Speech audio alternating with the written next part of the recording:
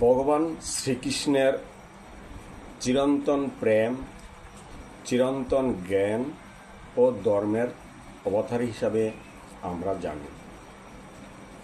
ভগবান শ্রীকৃষ্ণ হলেন সনাতন ধর্মের পূর্ণ অবতার, যিনি প্রেম, ধর্ম, ন্যায় এবং আধ্যাত্মিক জ্ঞানের চিরন্তন উৎস।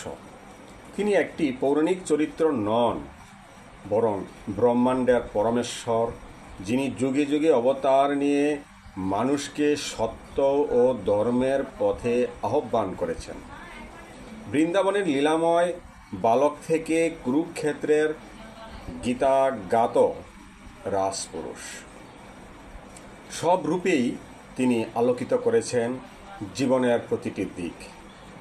তার জন্ম কেবল এক ঐতিহাসিক ঘটনা নয়, এটি ছিল অধর্ম নিপাত ও ধর্ম প্রতিষ্ঠার জন্য পরম শক্তির আবির্ভাব।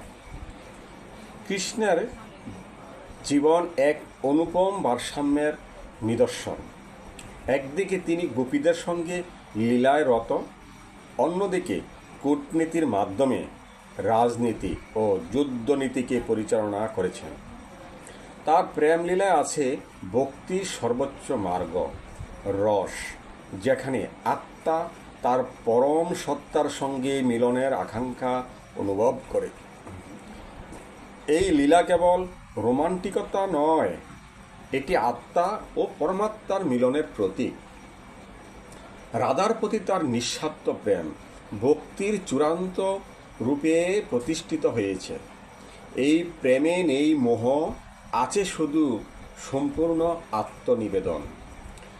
শ্রীকৃষ্ণ গীতারূপে বিশ্বকে দিয়েছেন এক অমূল্য আধ্যাত্মিক দর্শন, যেখানে কর্ম, জ্ঞান ও ভক্তিযোগের মাধ্যমে জীবনের পরম সত্য উপলব্ধি করা যায়। গীতায় তিনি বলেছেন, যদা যদা হি ধর্মস্য গ্লানি ভবতি ভারত, অর্থাৎ যখনই পৃথিবীতে ধর্মের অবনতি হয়, তখন তিনি আবির্ভূত হন সত্য ও ন্যায় প্রতিষ্ঠার জন্য।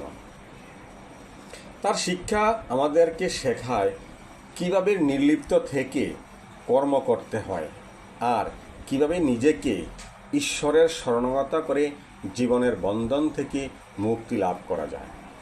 পরমেশ্বর শ্রীকৃষ্ণর কেবল একজন ঐশ্বরিক অবতার নন, তিনি এক সর্বজনীন চেতনা, যিনি সকল ধর্ম, জাতি ও কালের ঊর্ধ্বে। তিনি দেখিয়েছেন ঈশ্বর ভক্তি কেবল উপাসনা নয়, প্রতিদিনের জীবনযাত্রা সম্পর্কে ও সিদ্ধান্তে প্রতিফলিত হওয়া উচিত। তার জীবন, লীলা ও বাণী আজও মানব জাতিকে সত্য, প্রেম ও চেতনার পথে পরিচালিত করেছে। তাই শ্রীকৃষ্ণ শুধু ভগবান নন, তিনি হৃদয়ের রাজাধিরাজ, আত্মার প্রিয় বন্ধু এবং চিরন্তন পরমেশ্বর। হরে কৃষ্ণ।